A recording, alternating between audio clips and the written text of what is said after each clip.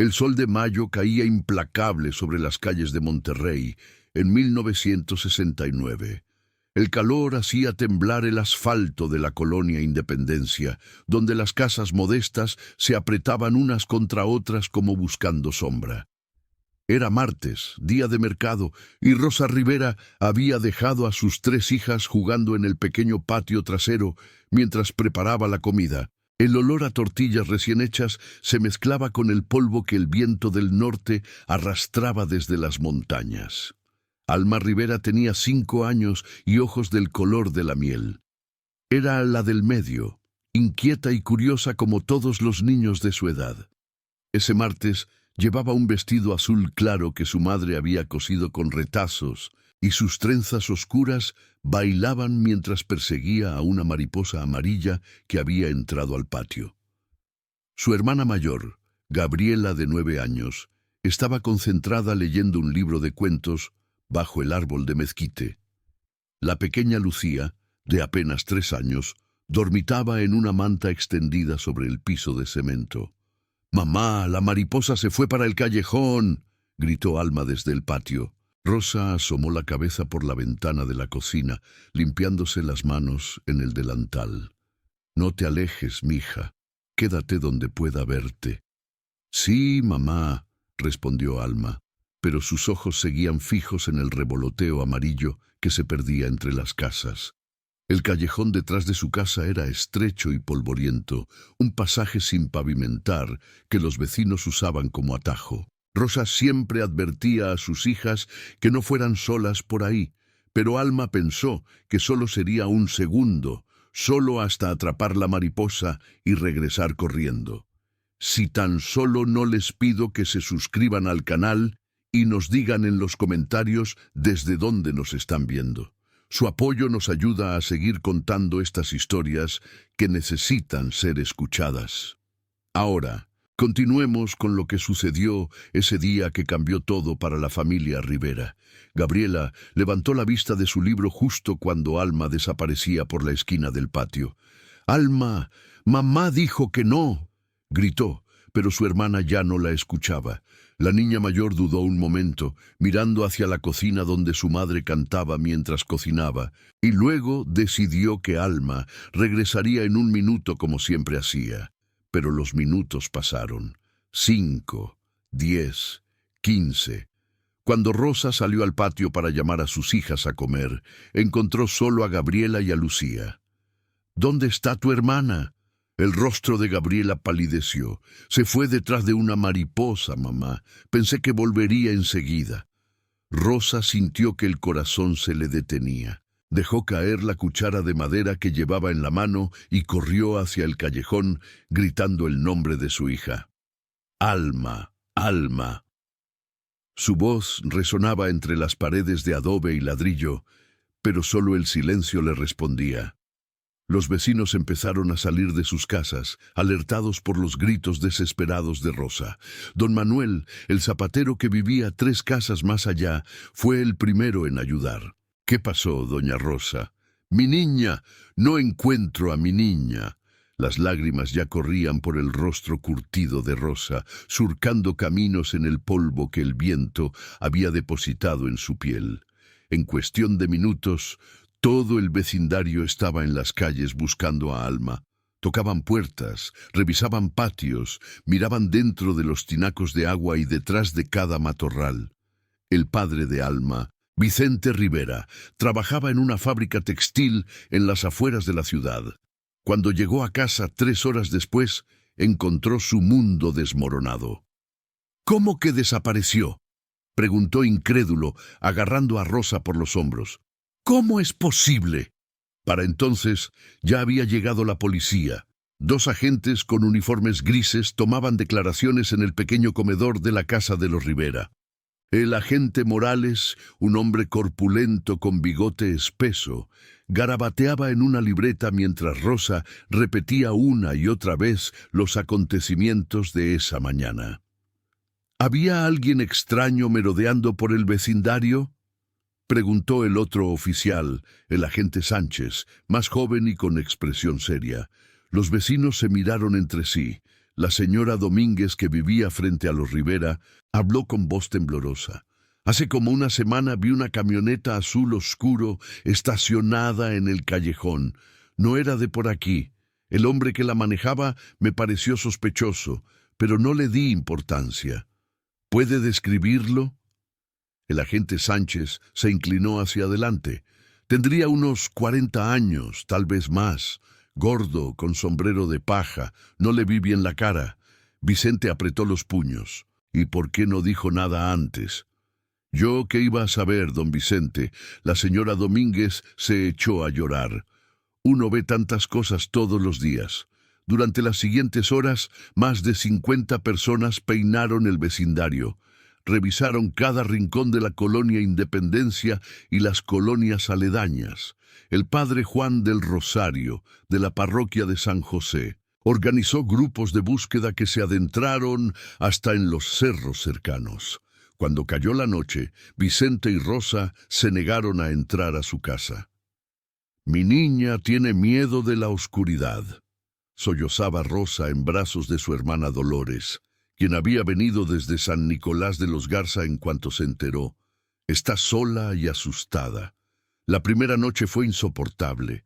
Rosa no durmió ni un segundo, sentada en el patio, esperando escuchar la voz de su hija. Gabriela, consumida por la culpa, tampoco pudo cerrar los ojos. A las 3 de la mañana, bajó las escaleras y encontró a su madre mirando fijamente hacia el callejón. «Mamá, perdóname», susurró la niña. «Yo debí cuidarla». Rosa abrazó a su hija mayor con fuerza. «No es tu culpa, mija. Tú eres una niña también. La culpa es mía por no vigilarlas mejor». Los días siguientes fueron un infierno viviente. La policía interrogó a todos los vecinos, revisó antecedentes de personas con comportamientos sospechosos en la zona, siguió cada pista por mínima que fuera. Se imprimieron cientos de volantes con la fotografía de Alma, su carita sonriente en una imagen tomada durante las posadas del año anterior. Vicente gastó todos sus ahorros en imprimir más carteles y en ofrecer una recompensa que no podía pagar. Los periódicos de Monterrey cubrieron la historia. Niña de 5 años desaparece misteriosamente en la colonia Independencia, rezaba el titular de El Norte. La comunidad se volcó en apoyo. Comerciantes donaron dinero para la recompensa. Las iglesias organizaron vigilias. Las estaciones de radio difundían la descripción de Alma cada hora, pero no había rastro de la niña. A la semana de la desaparición llegó el detective privado Héctor Villarreal, contratado por la tía Dolores, quien había vendido su casa para poder pagarlo. Villarreal era un hombre delgado de unos 50 años, con lentes de pasta gruesa y una manera metódica de trabajar, que contrastaba con la desesperación de la familia. «Señores Rivera», dijo en su primera reunión, sentado en la modesta sala de la familia, «voy a ser honesto con ustedes. Los primeros días son cruciales en estos casos y ya pasó una semana, pero eso no significa que debamos perder la esperanza». «¿Qué cree usted que pasó?», preguntó Vicente, con la voz ronca de tanto gritar el nombre de su hija por las calles. Villarreal abrió su maletín y sacó un mapa de Monterrey y sus alrededores. Hay 3 posibilidades principales. La primera es que Alma se haya desorientado y terminado en algún lugar alejado del vecindario. La segunda es que alguien se la haya llevado con intenciones criminales. La tercera, hizo una pausa midiendo sus palabras, es que alguien se la haya llevado sin intenciones necesariamente criminales. ¿Qué quiere decir? Rosa se inclinó hacia adelante. Hay casos de mujeres sin hijos que toman niños para criarlos como propios. No es común, pero sucede. Si ese fuera el caso, Alma podría estar viva y relativamente bien cuidada. Rosa se aferró a esa posibilidad como un náufrago a un madero. ¿Cree que mi niña esté viva? Creo que debemos considerar todas las opciones y trabajar en todas las direcciones, respondió Villarreal, sin prometer nada que no pudiera cumplir. El detective empezó su investigación desde cero. Reentrevistó a todos los vecinos, dibujó un mapa detallado del vecindario, cronometró cuánto tiempo le tomaba a una niña de 5 años caminar diferentes distancias. Revisó reportes policiales de los últimos 5 años buscando patrones de desapariciones o comportamientos sospechosos. Mientras tanto, la vida de la familia Rivera se había detenido completamente. Vicente faltaba tanto al trabajo que terminó siendo despedido. Rosa se pasaba los días y las noches en la calle, preguntando a cada persona que pasaba si había visto a su hija. Gabriela se había vuelto silenciosa y retraída, cargando una culpa que ninguna palabra podía aliviar. La pequeña Lucía, demasiado joven para entender completamente lo que había pasado, preguntaba constantemente: ¿cuándo viene Alma? Un mes después de la desaparición, Villarreal encontró un testigo crucial. Arturo Medina, un repartidor de leche que hacía su ruta por la colonia Independencia aquella mañana de mayo, recordó haber visto una camioneta azul oscuro estacionada en el callejón alrededor de las 11 de la mañana.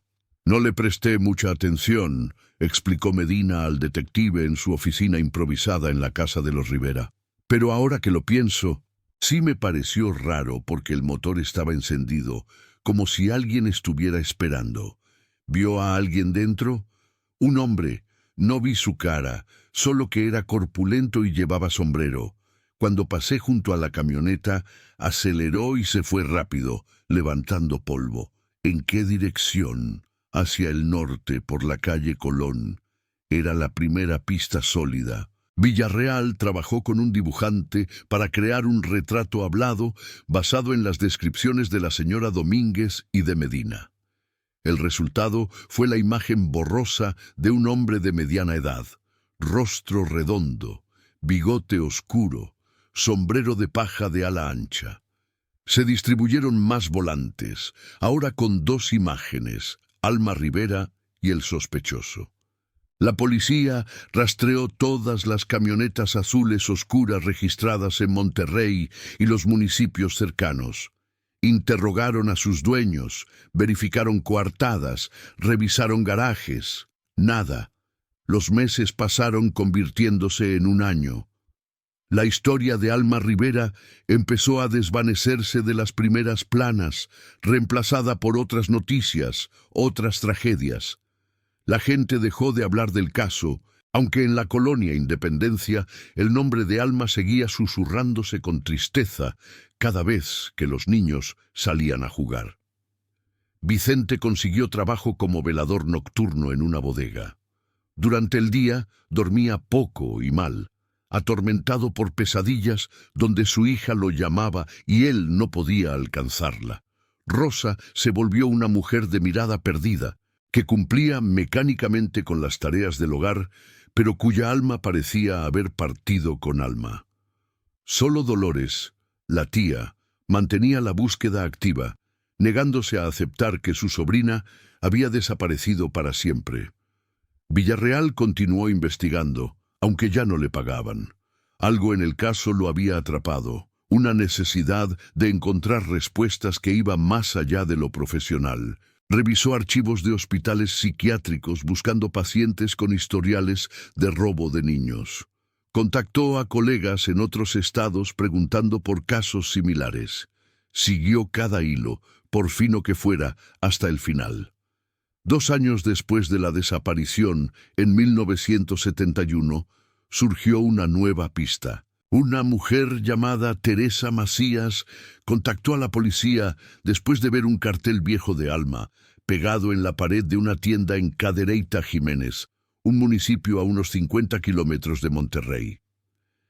«Creo que vi a esa niña», le dijo al agente Sánchez, quien sorprendentemente aún trabajaba en el caso.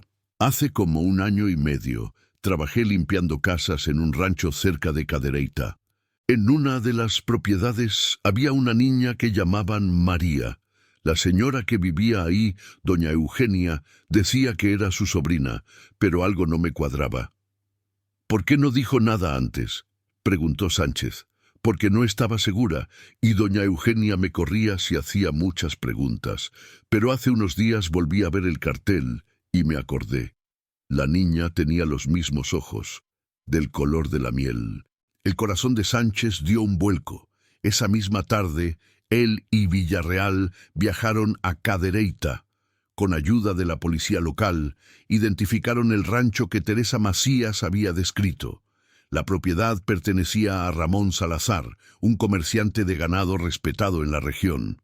Su esposa, Eugenia Salazar, era conocida en el pueblo como una mujer callada y solitaria que rara vez bajaba del rancho. No podían simplemente irrumpir sin una orden judicial. Villarreal pasó 3 días vigilando la propiedad desde la distancia con binoculares. Al tercer día, vio a una niña de unos 7 u 8 años jugando en el patio. El cabello oscuro, la complexión delgada, los movimientos. Algo en ella le recordó a las descripciones que había escuchado cientos de veces. Con la colaboración del agente Sánchez, obtuvieron una orden para interrogar a los Salazar. Era una tarde de octubre cuando la policía llamó a la puerta del rancho. Ramón Salazar abrió, desconfiado. ¿En qué puedo ayudarlos? Tenemos algunas preguntas sobre una niña que vive aquí, explicó Sánchez mostrando su placa. El rostro de Salazar se endureció. Mi esposa y yo no tenemos nada que hablar con ustedes. Señor Salazar, podemos hacer esto aquí tranquilamente o podemos hacerlo en la comandancia. Intervino Villarreal con voz firme pero cortés. Tras un tenso intercambio, Salazar permitió que entraran. La casa era amplia y bien cuidada, con muebles sencillos pero de calidad. En la sala estaba sentada Eugenia Salazar, una mujer de unos 40 años con expresión tensa. A su lado, una niña de 7 años, aproximadamente, leía un libro de cuentos. Cuando la niña levantó la vista, Villarreal sintió que el aire se le escapaba de los pulmones. Los ojos color miel eran inconfundibles. «¿Cómo te llamas?», preguntó Sánchez con voz suave. «María», respondió la niña con timidez. «María Salazar». «María, ¿puedes decirnos dónde naciste?». La niña miró confundida a la mujer que conocía como su madre. Eugenia se puso de pie bruscamente. «¿Qué significa esto? Esta es mi hija». «Señora Salazar, ¿puede mostrarme el acta de nacimiento de la niña?». El silencio que siguió fue ensordecedor. Eugenia miró a su esposo, quien había palidecido. «No tenemos que mostrarles nada sin un abogado», dijo Ramón finalmente. «Entonces, me temo que tendremos que llevar a la niña a realizarle exámenes médicos y pruebas de identificación», respondió Sánchez con autoridad. Lo que siguió fue un caos controlado. Eugenia se derrumbó llorando, aferrándose a la niña que conocía como María. Ramón intentó negociar, luego amenazar, finalmente suplicar. La niña, asustada por la conmoción, empezó a llorar también. Fue necesario el apoyo de servicios sociales y más policías para separar a la niña de Eugenia Salazar. La mujer gritaba histérica: «¡Es mi hija! ¡Es mi hija! ¡No pueden quitármela!». Esa noche, la niña fue llevada a un hospital en Monterrey, donde doctores confirmaron su edad aproximada en 7 años. Las pruebas médicas mostraron que estaba sana y bien cuidada, sin signos de abuso físico. Sin embargo, no recordaba nada antes de vivir con los Salazar. Para ella, Eugenia era su madre, y el rancho de Cadereyta era su único hogar. Vicente y Rosa Rivera fueron contactados inmediatamente. Cuando llegaron al hospital, sus piernas apenas lo sostenían. Les permitieron ver a la niña a través de un cristal antes del encuentro formal. Rosa se cubrió la boca con ambas manos. «Es ella», susurró. «Es mi alma. Mira sus ojos, Vicente. Son los ojos de mi niña». Pero cuando los reunieron en una sala de evaluación con presencia de psicólogos y trabajadores sociales, la realidad fue devastadora. La niña que habían llamado María durante 2 años no reconocía a Vicente y Rosa como sus padres. Los miraba con miedo y confusión. preguntando por su mamá Eugenia. Así, la verdad emerge. La investigación sobre los Salazar reveló una historia de desesperación y decisiones terribles. Eugenia Rojas de Salazar había perdido 4 embarazos consecutivos en los años anteriores. El último, un niño varón, había nacido muerto apenas 6 meses antes de la desaparición de Alma. Los médicos le habían dicho que no podría tener hijos. La noticia la hundió en una depresión profunda de la que no pudo salir. Ramón Salazar, en su declaración ante el Ministerio Público, explicó entre lágrimas cómo su esposa había cambiado después de la última pérdida. Dejó de comer, de dormir, de hablar. Solo se quedaba mirando el cuarto que habíamos preparado para el bebé. Yo no sabía qué hacer. Consulté a 3 doctores diferentes, pero nada la ayudaba. Fue en mayo de 1969, durante uno de sus viajes a Monterrey para comprar herramientas, cuando Ramón vio a una niña pequeña sola en un callejón de la colonia Independencia. La niña perseguía una mariposa, distraída, sin supervisión aparente. Ramón no tomó a la niña ese día, simplemente la vio y una idea terrible se plantó en su mente. Durante 2 semanas, la idea lo atormentó. Sabía que era un crimen imperdonable, pero la imagen de su esposa consumiéndose en la tristeza lo perseguía día y noche. Eugenia hablaba dormida, llamando a un bebé que nunca conoció. La escuchaba llorar cada madrugada. Pensé que si tenía una hija a quien cuidar, podría volver a ser ella misma. Regresó al vecindario varias veces, vigilando. Observó la rutina de la familia Rivera sin que nadie lo notara. Vio que las niñas jugaban en el patio mientras la madre cocinaba, vio el callejón sin salida y finalmente, aquel martes de mayo, decidió actuar. Estacioné la camioneta en el callejón y esperé, confesó Ramón con la voz quebrada. Vi a la niña salir persiguiendo una mariposa. Se acercó hasta donde estaba la camioneta. Le dije que había visto a la mariposa entrar atrás, en la caja de la camioneta. Ella se asomó y la tomé. Le tapé la boca, arranqué y salí de ahí lo más rápido que pude. El detective Villarreal, presente durante el interrogatorio, tuvo que hacer un esfuerzo sobrehumano para mantener la compostura. La niña gritó, intentó escapar, lloraba y gritaba pidiendo a su mamá, admitió Ramón, su rostro una máscara de tormento. Manejé directo al rancho. Fueron los 50 kilómetros más largos de mi vida. Cuando llegué, Eugenia estaba en el jardín. Le dije que había encontrado a una niña abandonada en la carretera. Eugenia la cargó, y por primera vez en meses vi vida en sus ojos. ¿Y la niña? ¿Qué pasó con Alma? Villarreal apretó los puños debajo de la mesa. Los primeros días fueron muy difíciles. Lloraba constantemente, pedía a su mamá, intentaba escapar. Eugenia le decía que su mamá había muerto en un accidente y que ahora nosotros éramos su familia. Le repetía esto una y otra vez, con paciencia, con cariño. Yo me sentía morir de culpa, pero no podía devolverla. ¿Cómo iba a explicar lo que había hecho? Eugenia fue interrogada separadamente. Su versión concordaba con la de su esposo, aunque ella insistía en que realmente había creído la historia del accidente. Ramón me dijo que la había encontrado junto al cuerpo de su madre en la carretera a Cadereyta, que no había identificación, que nadie la reclamaba. Yo solo vi a una niña que necesitaba amor, y yo necesitaba darle amor a alguien. Los psicólogos que evaluaron a Eugenia determinaron que sufría de un trastorno psicótico inducido por el trauma de sus pérdidas. En su mente fragmentada, realmente había llegado a creer que María era su hija biológica. Los recuerdos de cómo había llegado la niña al rancho se habían distorsionado y reconstruido para crear una narrativa que pudiera soportar.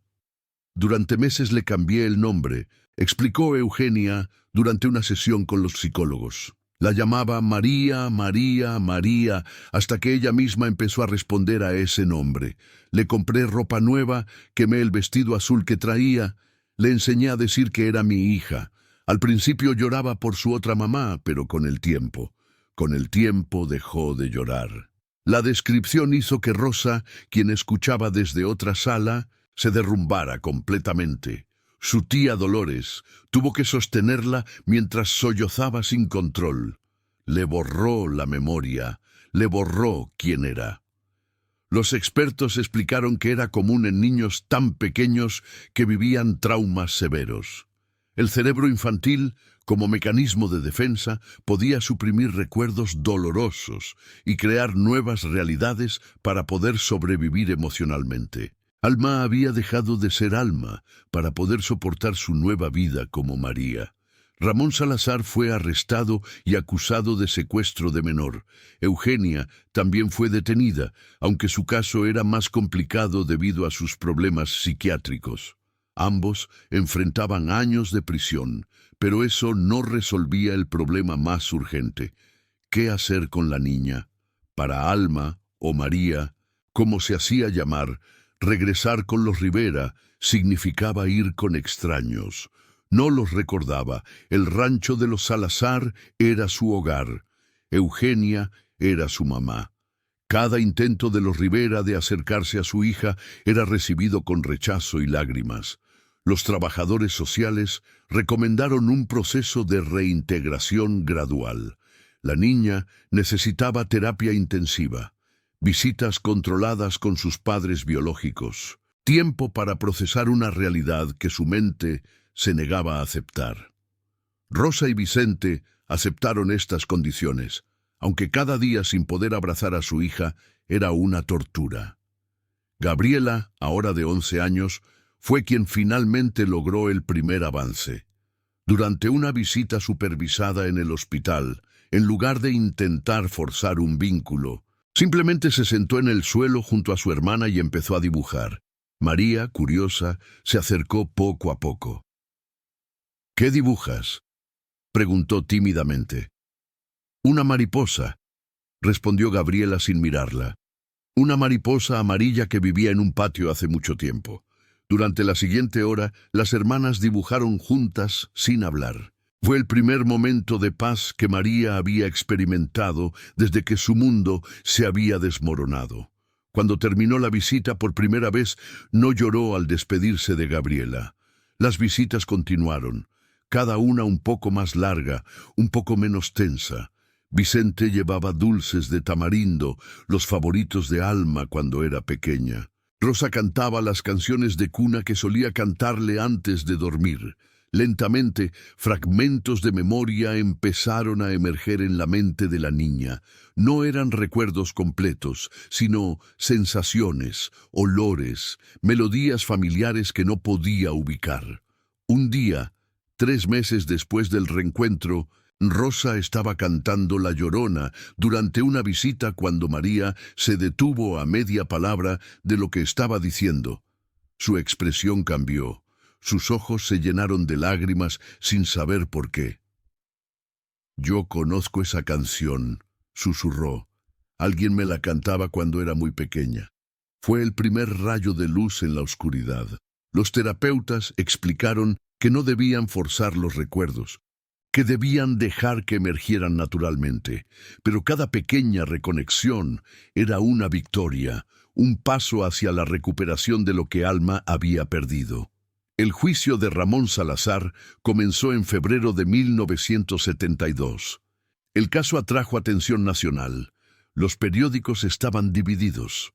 Algunos lo retrataban como un monstruo que había destruido 2 familias. Otros, como un hombre desesperado que había cometido un error terrible por amor a su esposa. Los Rivera solo querían justicia y a su hija de regreso. Durante el juicio se presentaron testimonios devastadores. Rosa describió los 2 años de infierno vividos sin saber si su hija estaba viva o muerta. Vicente habló de los empleos perdidos, la familia casi destruida, las noches sin dormir. Gabriela, con apenas 11 años, testificó sobre la culpa que había cargado, creyendo que era su responsabilidad cuidar a su hermana. La defensa de Salazar intentó presentarlo como un hombre bueno que había tomado una decisión equivocada en un momento de desesperación. Testigos de Cadereyta declararon que era un ciudadano respetable, que había tratado bien a la niña, que nunca había mostrado comportamiento violento, pero el Ministerio Público fue implacable. El acusado no encontró a una niña abandonada, no rescató a una huérfana, tomó deliberadamente a una niña de 5 años de su familia, planificó el crimen durante semanas y luego pasó 2 años mintiendo mientras una familia entera sufría creyendo que su hija estaba muerta. Eso no es amor ni desesperación, eso es un crimen calculado. El juicio duró 6 semanas. Durante ese tiempo, María continuaba su terapia y sus visitas con los Rivera. Poco a poco, la niña que había sido Alma empezaba a reconocer a la familia que la había perdido. Era un proceso doloroso y confuso. En su mente coexistían 2 realidades. La vida como María en el rancho, que ocupaba la mayoría de sus recuerdos conscientes, y fragmentos cada vez más frecuentes de una vida anterior como Alma en la colonia Independencia. Un día, durante una sesión de terapia de juego, la niña construyó una casa con bloques. Luego, puso una figura pequeña en el patio. «Esta es Alma», dijo mirando al terapeuta. «Está persiguiendo una mariposa amarilla. No debería salir del patio porque su mamá le dijo que no. Pero la mariposa es muy bonita». El terapeuta sintió que el corazón se le aceleraba. ¿Qué pasa después? La niña movió la figura más allá de la casa de bloques. Se pierde y no puede encontrar el camino de regreso. Las lágrimas empezaron a rodar por sus mejillas. Quiere regresar con su mamá, pero no sabe dónde está. Fue el momento del quiebre emocional que los terapeutas habían estado esperando. Durante las siguientes 2 horas, sostenida por psicólogos y trabajadores sociales, María lloró por todo lo que había perdido sin saberlo. Lloró por Alma, la niña que había sido. Lloró por los padres que no recordaba, pero que alguna parte profunda de ella reconocía. Lloró por los 2 años robados y por la confusión de tener 2 identidades en conflicto dentro de su mente de 7 años. Cuando Rosa fue notificada de lo sucedido, entró corriendo a la sala de terapia sin importarle el protocolo. Encontró a su hija hecha un ovillo en el sofá, temblando por la intensidad emocional del episodio.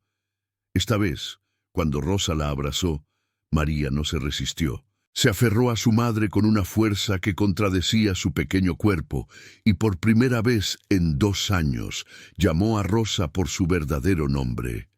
«Mamá», susurró entre sollozos. «Mamá, me perdí». Rosa la meció en sus brazos, las lágrimas corriendo sin freno por su rostro. «Ya te encontré, mija, ya te encontré y nunca más te voy a soltar». Fue el principio del verdadero regreso a casa. No sería fácil ni rápido, pero era un comienzo. El largo camino de regreso. El veredicto del juicio llegó en marzo de 1972. Ramón Salazar fue declarado culpable de secuestro de menor y sentenciado a 20 años de prisión. El juez, al pronunciar la sentencia, había sido claro. Usted destruyó la infancia de una niña inocente y causó un sufrimiento indescriptible a una familia. Independientemente de sus motivos, sus acciones fueron criminales y merecen el castigo más severo que esta corte puede imponer. Eugenia Salazar fue sentenciada a 10 años, pero su condena se suspendió con la condición de que permaneciera en tratamiento psiquiátrico. Los expertos determinaron que su trastorno psicótico y su participación menos directa en el secuestro inicial ameritaban una sentencia diferente. Fue internada en un hospital psiquiátrico en Monterrey, donde pasaría los siguientes años intentando reconstruir su mente fragmentada. Para la familia Rivera, la justicia legal era solo el comienzo.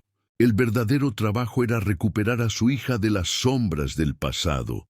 María Los terapeutas recomendaron continuar usando ese nombre y dejar que ella misma decidiera si quería volver a ser llamada Alma.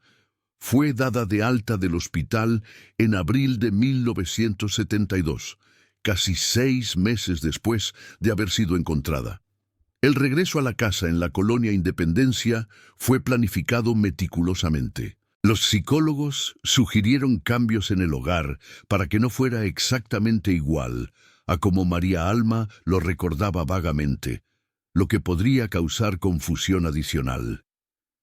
Rosa pintó las paredes del cuarto que compartiría con Gabriela de un color amarillo suave. Vicente construyó un pequeño jardín en el patio trasero, con flores que atraían mariposas. El primer día en casa fue surrealista. María entró tímidamente tomada de la mano de Gabriela.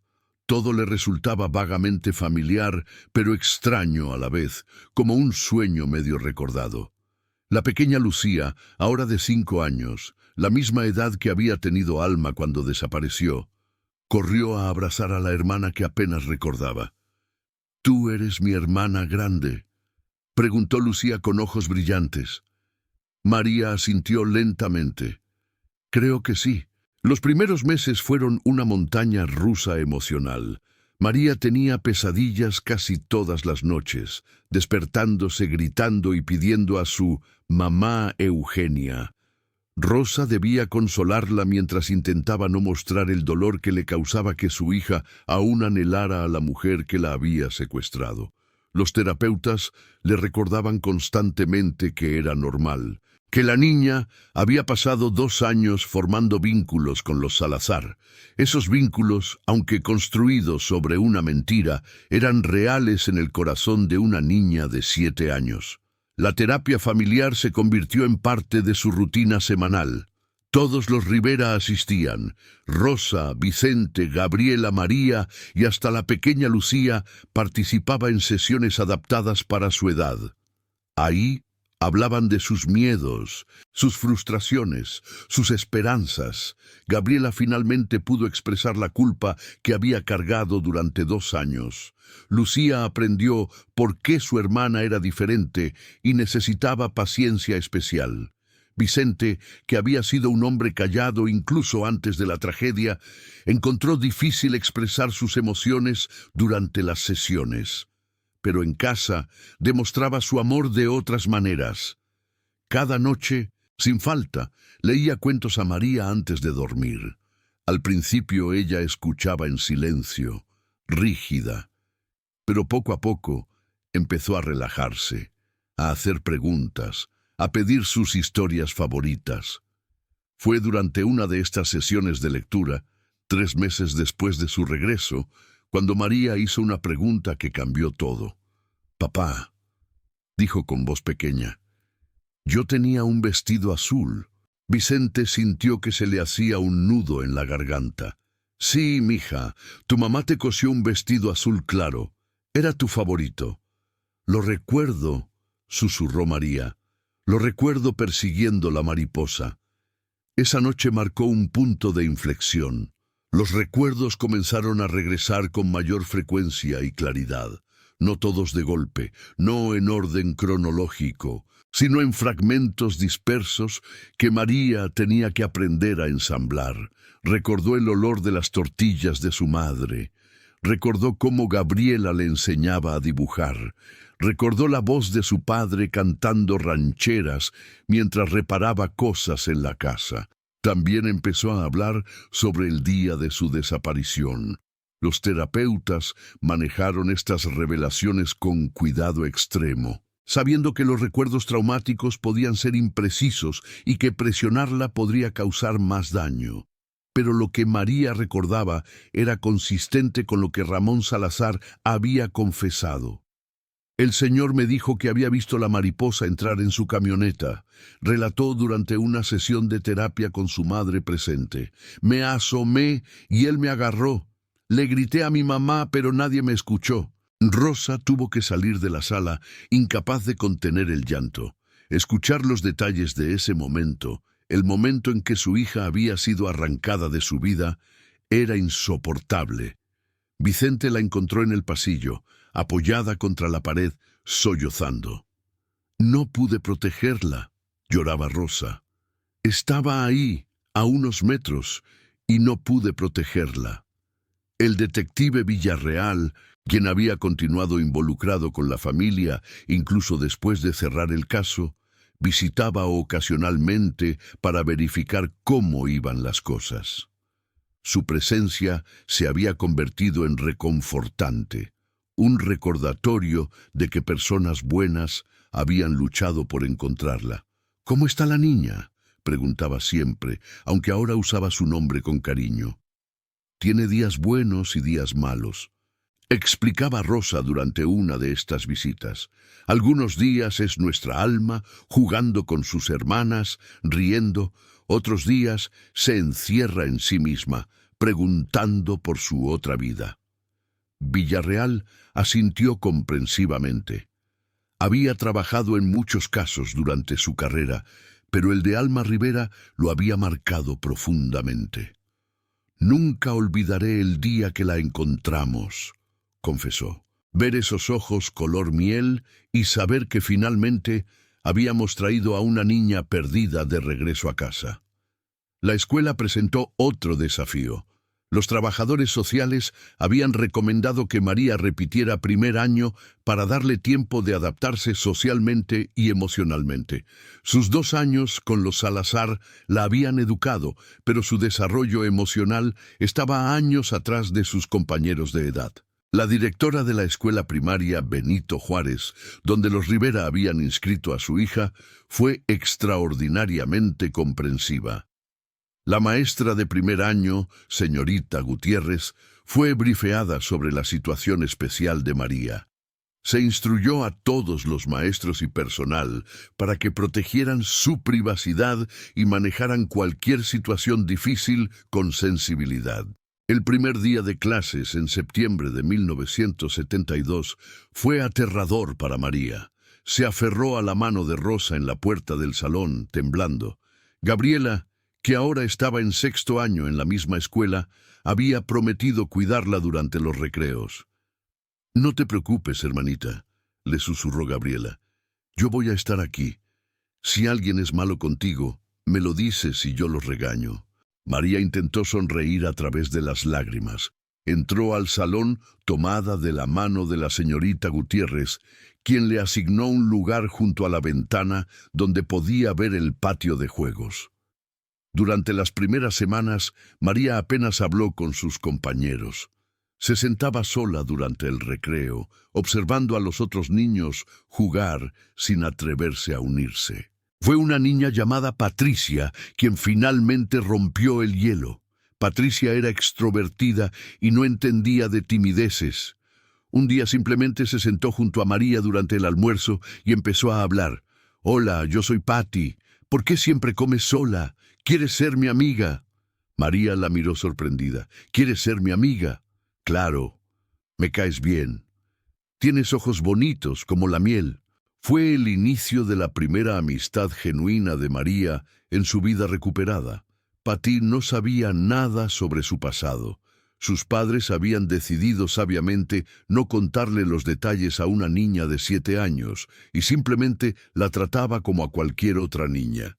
Esa normalidad era exactamente lo que María necesitaba. A través de Patty, María conoció a otros niños. Empezó a participar en juegos durante el recreo. Se rió por primera vez en meses cuando Patty contó un chiste tonto sobre una rana. Lentamente empezó a construir una vida que era suya, no una vida robada o impuesta, sino una vida genuina, como niña de 7 años en Monterrey. En casa, las dinámicas familiares también evolucionaban. Gabriela se había convertido en la protectora feroz de su hermana menor. Cuando niños del vecindario hacían preguntas indiscretas sobre dónde había estado María, Gabriela los enfrentaba con una valentía que desmentía su edad de 12 años. «Eso no es de tu incumbencia», les decía con los brazos cruzados, «y si vuelves a molestarla, vas a tener problemas conmigo». Lucía, por su parte, Adoraba tener a su hermana mediana en casa. Para ella, que había sido muy pequeña cuando Alma desapareció, María era simplemente la hermana que siempre había deseado tener. Su inocencia y amor incondicional ayudaban a María en los días difíciles. Un sábado por la tarde, 6 meses después del regreso de María, la familia completa estaba en el patio. Vicente había comprado una cuerda para saltar y las 3 niñas jugaban mientras Rosa colgaba la ropa lavada. Por un momento, parecía una escena completamente normal, una familia ordinaria disfrutando de un día tranquilo. Vicente se sentó en el escalón trasero, observando a sus hijas reír y jugar. Rosa se acercó y se sentó junto a él, tomando su mano. «Nunca pensé que volveríamos a tener esto», dijo Vicente en voz baja con lágrimas en los ojos. «Yo tampoco», admitió Rosa. «Hubo días en que perdí toda esperanza, días en que estuve segura de que nunca la volveríamos a ver. Pero nunca te rendiste», Vicente apretó su mano. «Nunca dejaste de buscarla, de creer». «¿Cómo podría?» Rosa se limpió las lágrimas. «Es mi hija. Una madre siempre sabe en su corazón cuando su hijo está vivo. Yo la sentía, Vicente, todos estos años, la sentía ahí afuera, en algún lugar, esperando ser encontrada». María levantó la vista y vio a sus padres observándola. Por primera vez desde su regreso, sonrió con la pura alegría de una niña sin sombras. Corrió hacia ellos y se lanzó a los brazos de Rosa. «Mamá, ¿viste cómo salté? Di como 100 saltos seguidos». Rosa la abrazó fuerte, aspirando el olor de su cabello. «Te vi, mi amor, lo hiciste increíble». Esa noche, después de que las niñas se durmieron, Vicente y Rosa hablaron sobre el futuro.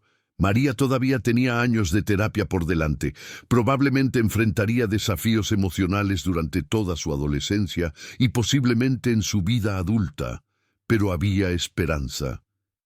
Cada día que pasaba, María se parecía más a la niña que habían perdido y menos a la sombra traumatizada que había regresado a ellos. El primer aniversario del reencuentro fue en octubre de 1973. La familia decidió marcarlo con una pequeña celebración privada. No querían llamar la atención ni revivir el dolor público, pero querían reconocer lo lejos que habían llegado. Rosa preparó el plato favorito de María: enchiladas verdes con pollo. Vicente compró un pastel pequeño de una panadería local. Las 3 hermanas decoraron el comedor con dibujos y flores del jardín.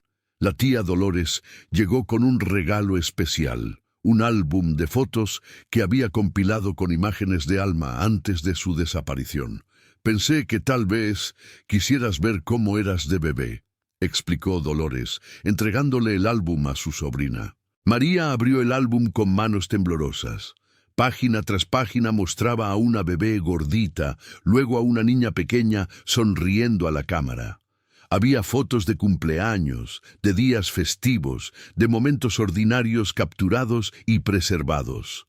María tocó las fotografías con reverencia, como si pudiera absorber los recuerdos a través de la punta de sus dedos. «Esa eres tú el día que naciste», señaló Rosa en una foto donde sostenía a un bebé recién nacido. «Pesaste 3,5 kilos. Llorabas tanto que las enfermeras decían que tenías pulmones de cantante de ópera». María rió, un sonido genuino de alegría. «¿De verdad?» «De verdad», confirmó Vicente. «Y desde ese día no has dejado de sorprendernos».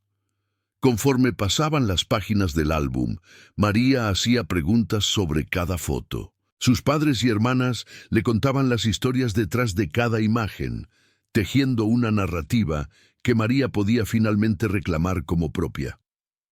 No todos los recuerdos regresarían.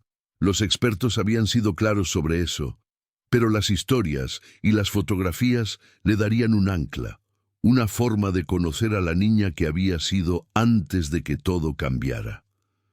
Al final del álbum había un espacio en blanco. Dolores sacó una cámara Polaroid de su bolso. Pensé que podríamos empezar nuevos recuerdos, dijo con una sonrisa. Todos juntos, aquí y ahora.